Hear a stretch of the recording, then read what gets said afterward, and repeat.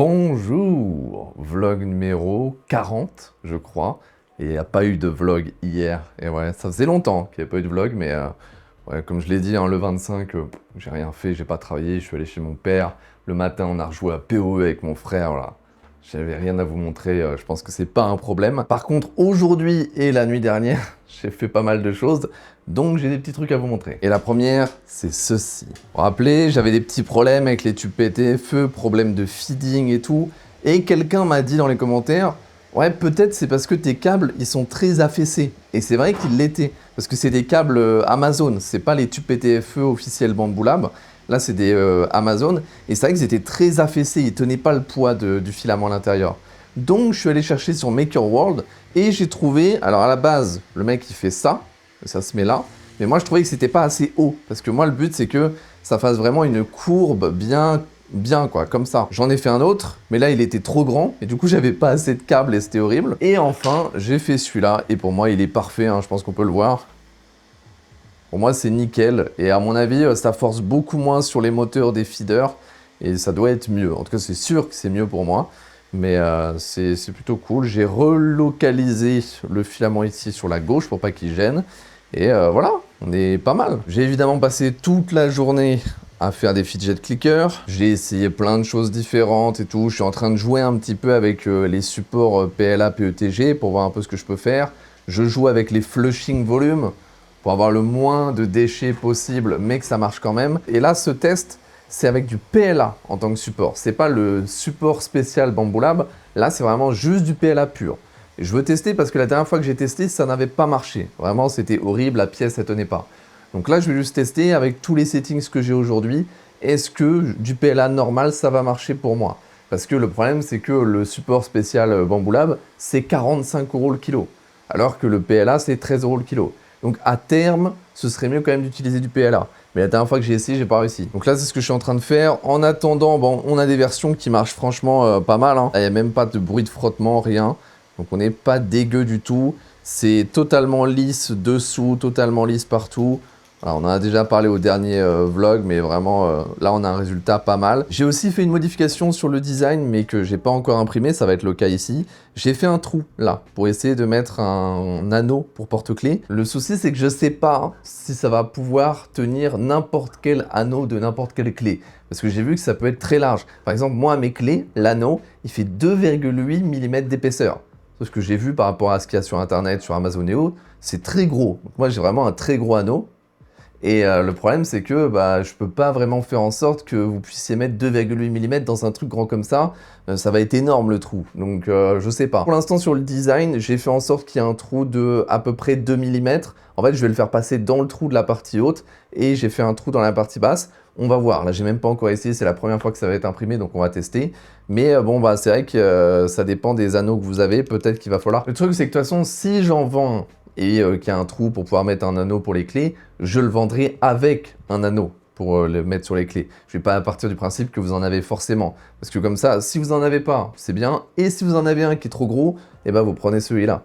Voilà, comme ça, tout le monde sera content. Bon, à part ça, au final, il n'y a pas grand-chose. Mais bon, c'est vrai que dès que je veux faire un fidget clicker, c'est 2 heures d'impression. Donc tout de suite, ça prend un petit peu de temps. C'est beaucoup plus long que quand je mettais pas de support d'interface en PLA pour le PETG. Ça prend vraiment beaucoup plus de temps.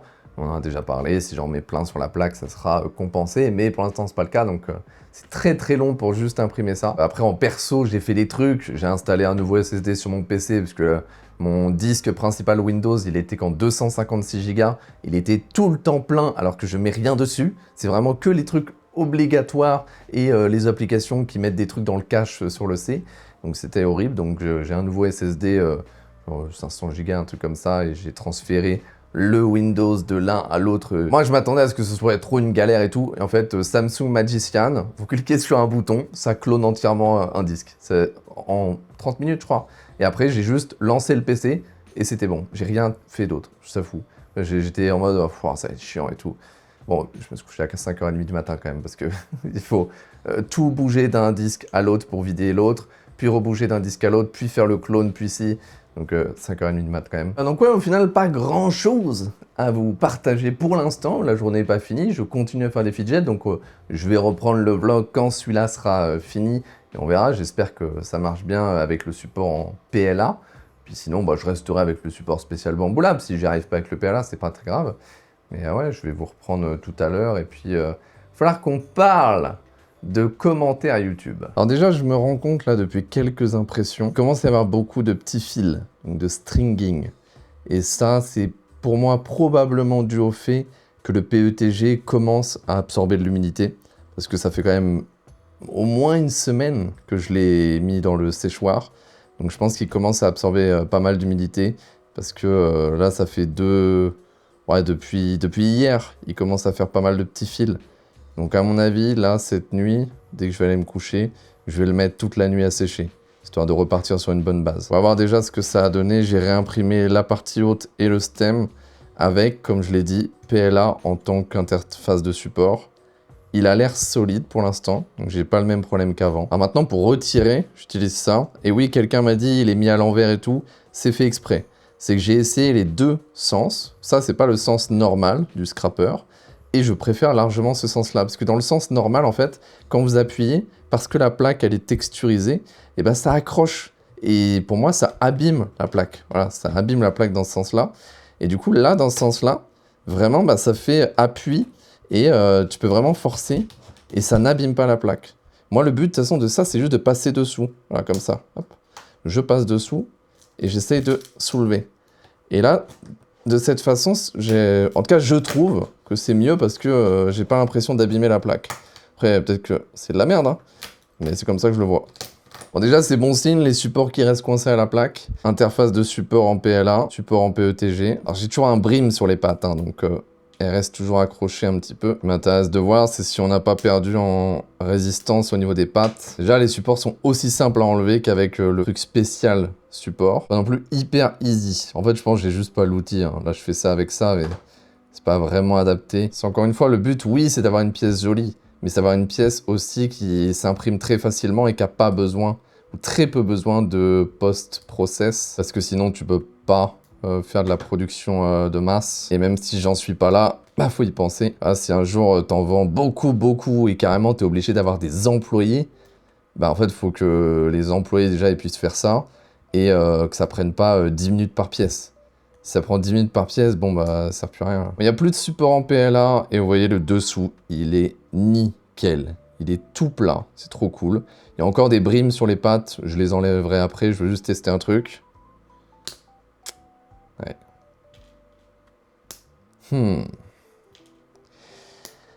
On revient à la case départ.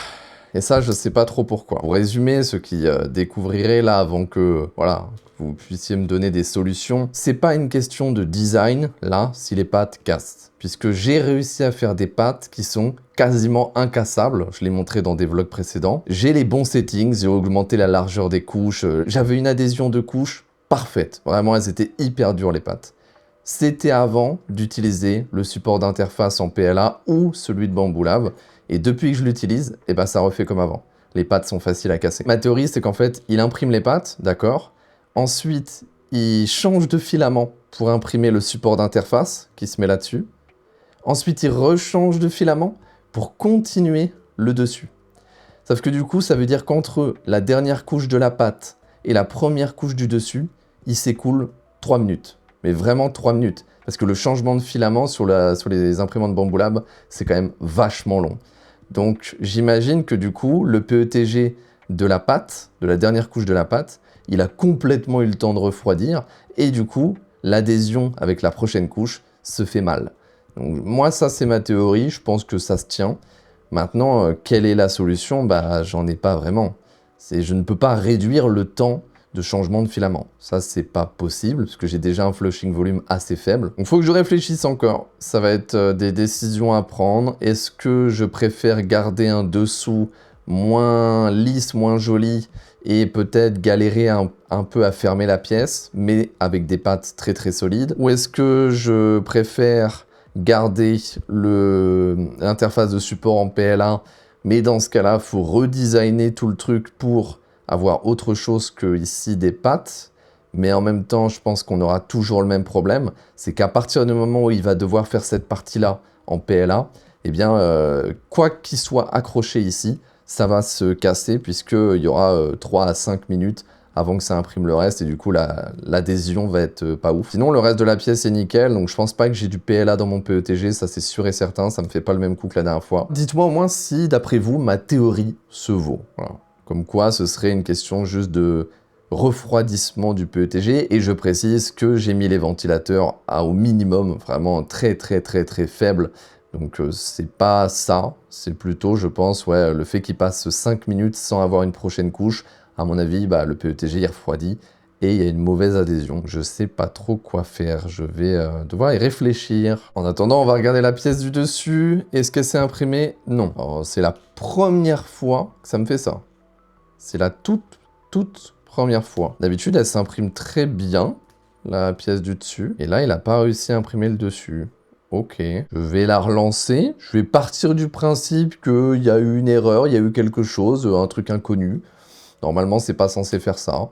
Mais voilà, normalement, ça s'imprime comme ça. J'ai jamais eu de soucis. Bon, on va dire que c'était un raté. On va essayer de la réimprimer. Mais plutôt demain. Parce que là, je préfère sécher le PETG toute la nuit. Ça se trouve, en le séchant, ça va régler certains de mes soucis. Peut-être l'adhésion des couches. Peut-être ça que c'est mal imprimé. Donc on va essayer, hein, même si bon, je l'ai déjà séché il y a quelques temps. Mais quand même, on sait jamais. Oh, c'est trop stylé. Vous voyez comment c'est stylé? Là, je peux séparer cette tour juste aux endroits où il y a du PLA. Oh, pas mal. Bien stylé. Marche vachement bien, cette technique du support en PLA. Je suis content de l'avoir trouvé tout seul. Vraiment, c'est stylé. En fait, je dis ça parce que j'ai reçu un commentaire de quelqu'un pas content parce que il y a quelques temps, j'avais dit que son idée était pas ouf. Moi, je trouvais que son idée était pas bonne. Et c'était l'idée de mettre un support d'interface en PLA pour le PETG. Et là, je fais cette idée et je dis qu'elle est bien. En fait, je vais revenir là-dessus parce que des personnes à qui je dis que leur idée est pas bien, j'en ai mais des dizaines là. Je pense que vous pouvez vous reconnaître. Tout le temps, vous lisez les commentaires, tout le monde me donne des conseils. La plupart, je dis que je suis pas d'accord avec ce conseil et que j'aime pas l'idée. Et je l'assume. Et c'est vrai, je le pense. Mais si une semaine, 2 semaines après, je fais cette idée et je dis qu'elle est bien, c'est pas un plan machiavélique pour faire genre, en fait, c'est moi qui ai des bonnes idées. Non, c'est juste qu'en 1 semaine, 2 semaines, j'ai appris des choses, j'ai essayé des choses et j'ai changé d'avis. Moi, je suis quelqu'un qui change très facilement d'avis parce que juste quand je lis quelque chose ou quand on me dit quelque chose, je le prends jamais pour acquis, je réfléchis toujours et je me dis est-ce que je pense que ça c'est vrai? Est-ce que je pense que c'est bon? Et si je me dis que non, bah c'est non. Jamais je vais faire confiance à l'aveugle comme ça à quelqu'un, surtout un commentaire YouTube, je connais pas la personne, je vais pas vous faire confiance en me disant si c'est sûrement un pro de l'impression 3D. Non, je réfléchis à l'idée, si je trouve qu'elle est pas bien selon moi, bah, je vais pas la faire. Par contre, si plus tard j'ai tout essayé, j'ai essayé ça, et je me dis bon, vas-y on va essayer ça, et je me rends compte que l'idée elle est folle, et bah tant mieux, tant mieux. Bon, désolé, je peux pas vous créditer de votre idée parce que je sais même plus qui me l'a donnée. Vous êtes 10 à commenter à chaque vidéo. Mais voilà, moi je marche comme ça. Je change d'avis très facilement et je pense que c'est une bonne chose. Mais voilà, je voulais juste revenir là-dessus au cas où il y a d'autres personnes que ça gênerait que des fois je vous dise en commentaire bah non, je trouve que c'est une mauvaise idée et une semaine après je refais votre idée en disant que c'est bien. C'est juste que j'ai changé d'avis. Hein. Vraiment, il n'y a rien. Je suis pas en train d'essayer de faire genre je suis le boss. Non, juste j'ai changé d'avis et puis c'est la vie, hein, c'est comme ça. Moi, ça me fait rire, hein, ça fait partie des choses. Je ne comprends pas comment on peut être gêné de ce genre de choses. Moi, ça ne me traverse même pas l'esprit. Je pense pas à ce genre de choses. Moi, je fais mes trucs, je fais mes impressions. Je réfléchis pas à ce niveau, à ce degré-là. Moi, je fais les choses comme elles viennent et osef. Je sais pas. Moi, j'ai toujours été comme ça. Hein. Je réfléchis jamais à ce genre de détails. On fout. Mais du coup, n'hésitez pas à continuer à mettre des commentaires et des idées. Hein. Même si je vous dis qu'elles sont à chier, certainement que je les ferai plus tard en disant qu'elles sont géniales. Et qu'elles viennent de moi, bien sûr. Du coup, il n'y a pas eu de vlog hier. Mais il y a eu le vlog d'avant-hier dont j'ai pas lu les commentaires. Donc on va en lire quelques-uns. Hello, pour ton idée de boîte pour le fidget clicker, tu pourrais la faire de façon à ce qu'on puisse ranger 2 ou 3 switches différents à l'intérieur. Comme ça, fini la question de l'utilité, ça permettra de transporter et de pouvoir changer un linéaire par un clicky quand on le souhaite par exemple. Et je trouve que c'est une bonne idée. Parce que j'avais parlé de potentiellement faire une boîte pour le fidget clicker et vous êtes plusieurs à m'avoir dit franchement, ça sert à quoi? Et c'est vrai, je suis d'accord. Moi, je suis pas pour imprimer pour imprimer et gâcher du filament ou quoi que ce soit. Faut que ça serve à quelque chose. Donc la boîte, il faut soit que ce soit une boîte de rangement ou de transport que tu peux emmener avec toi et qui protège ton truc, soit, et c'est vachement bien, pouvoir stocker à l'intérieur différents types de switch. Parce que des fois, tu as envie de changer. Donc je sais pas encore si je vais faire une boîte, honnêtement, peut-être juste pour le moment, je vais l'envoyer comme ça dans une enveloppe en carton ou quoi, on va voir. Mais si je fais une boîte, je pense que je garderai l'idée de mettre plusieurs switches à l'intérieur. Et je dirais que c'est mon idée et qu'elle est incroyable. On m'a encore conseillé d'utiliser les supports PVA, c'est ceux qui sont solubles dans l'eau. Et on me dit tu gagneras ton temps. En vrai non, parce que ça veut dire que faut que tu mettes la pièce dans l'eau, que tu attendes que le support se désagrège, que tu sortes la pièce, que tu sèches. Finalement, par rapport à ce que je viens de faire là, je pense vraiment pas que je gagne du temps. Sachant qu'en plus le PVA c'est 42 € le kilo, je sais pas si c'est la meilleure chose. Faudrait que je teste. Moi c'est un truc que j'ai vraiment envie de tester, le support PVA. Pour l'instant, pas trop envie de mettre 42 € dedans. Et surtout je veux tester parce que j'ai vu une vidéo d'un gars qui testait et qui disait qu'il était pas content de la finition de la touche. Comme quoi c'est, pas de la touche mais du produit. Comme quoi c'était moins bien que les supports on va dire standards. Donc je sais pas, il faut que je teste. Je peux pas donner mon avis pour l'instant. Je testerai. À mon avis, pas pour le fidget clicker, pas tout de suite. Ah oui, on m'a dit c'est pas des chanfreins qu'il faut mettre, c'est des congés. Alors, je sais c'est quoi des chanfreins et c'est quoi des congés. C'est juste que j'avais lu un commentaire disant « faut que tu mettes des chanfreins ». Donc j'ai mis des chanfreins. C'est vrai que moi, en fait, j'ai pas compris pourquoi il faut en mettre. Ça va à l'encontre de ce que j'ai dit tout à l'heure, j'essaie de réfléchir. Le problème, c'est que je n'ai pas les connaissances mécaniques sur pourquoi mettre des chanfreins, pourquoi mettre des congés, pourquoi ça améliore la pièce. Maintenant, je pense que j'ai compris pourquoi les congés, ça améliorerait la pièce. C'est que ça fait des arrondis, donc tu as moins de chances que ça casse net. Donc je pense que c'est ça le délire des congés. Donc du coup, j'ai changé le design, j'ai mis des congés partout. Donc peut-être que c'est mieux, j'imagine. Et c'est tout, on a fait le tour. Bon, on va retourner à un planning un petit peu plus standard jusqu'au Nouvel An. Parce que le Nouvel An, ça va être encore quelque chose. J'ai des potes qui viennent à la maison, donc enfin, je prépare. Et le lendemain, ça va être chaud. Mais là, vraiment, j'étais détruit. J'étais tellement fatigué, j'ai tellement abusé ces derniers jours. Là, cette nuit, je me suis couché à 5h30 et tout. Donc, ouais, j'ai bien fait de, on va dire, prendre un jour de repos. Aujourd'hui, finalement, c'est un jour de repos, même si j'ai vlogué, j'ai pas monté de vidéo, j'ai pas travaillé sur Custom Ton Clavier, j'ai rien fait à ce niveau-là, j'ai juste vlogué, et c'est pas vraiment du travail pour moi, le vlog, pour l'instant. Et ouais, j'avais besoin d'une petite journée de temps en temps. Et la vie d'entrepreneur, c'est très rigolo. On est content de prendre une journée de repos dans l'année. Mais moi, je ne m'en plains jamais, et je ne m'en plains pas là, parce que je suis très content. Je pense que il n'y a pas beaucoup de gens qui sont contents tous les jours dans la vie. Et moi, je suis content de faire ce que je fais. Et je suis content d'en être arrivé là, ça fait plaisir. Arrivé là tout seul. Je suis désolé, je suis tellement... j'adore piquer, parce que ça revient aux commentaires où on me dit ouais, c'est grâce aux gens que t'en es là. Non, c'est pas comme ça que ça marche. Hein. Soit YouTube ou quoi que ce soit dans la vie, si vous en êtes quelque part, c'est grâce à vous. Si j'en suis là, c'est grâce à moi. Si vous en êtes là, c'est grâce à vous. Vraiment, faut pas attribuer ça à d'autres gens. Et surtout pour ce genre de choses. Si j'en suis là, c'est parce que je fais des vidéos qui intéressent les gens. Est-ce que je fais les meilleures vidéos de YouTube? Pas du tout, sinon je serais Squeezie. Mais c'est pas les gens qui font que j'en suis là. J'ai pas fait de cagnotte, j'ai pas de Patreon, les gens m'envoient pas de l'argent. Les gens ils regardent juste mes vidéos parce qu'ils trouvent mes vidéos cool. Je sais pas, j'ai peut-être une vision bizarre de la relation créateur de contenu, viewer ou autre, mais je pense que personne me doit rien et je dois rien à personne. Je pense que c'est très bien comme ça. Moi, tant que je suis content de ce que je fais et que je suis heureux dans la journée, eh ben, ça me va. J'ai pas besoin de plus. Et bien, sur cette fin très philosophique, je vais y aller. Rien de spécial à l'horizon. C'est une commande Bambu Lab qui arrivera peut-être un jour avec du TPU. Et là, on va pouvoir retester la pièce, ça va être cool. Demain, j'imprime à balle. Et on va y arriver. On va y arriver. On en est vraiment pas loin d'avoir un truc nickel, d'avoir le bon design. Donc ça fait plaisir. Donnez-moi tous vos conseils, vos avis, tout ce que vous voulez. Et merci d'avoir regardé, abonnez-vous, likez, partagez, faites ce que vous voulez, et je vous dis à demain.